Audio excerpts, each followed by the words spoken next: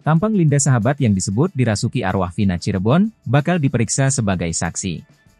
Sosok Linda, sahabat yang disebut dirasuki oleh arwah Vina yang tewas, akhirnya muncul. Diketahui jika sosok Linda sebelumnya terus jadi perbincangan lantaran disebut mengungkap kasus kematian Vina setelah kerasukan arwah sahabatnya itu. Namun sejak awal Linda belum pernah muncul ke hadapan publik.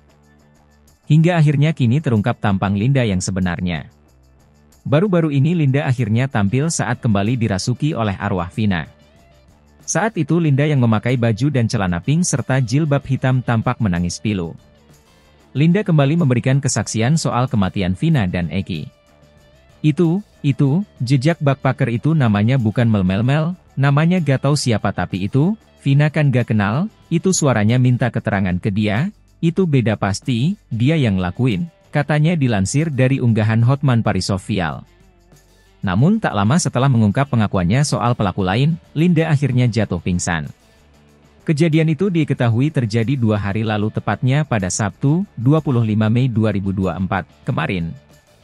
Namun diketahui jika hari ini Linda bakal ikut diminta memberikan keterangan dalam pemeriksaan kasus kematian Vina.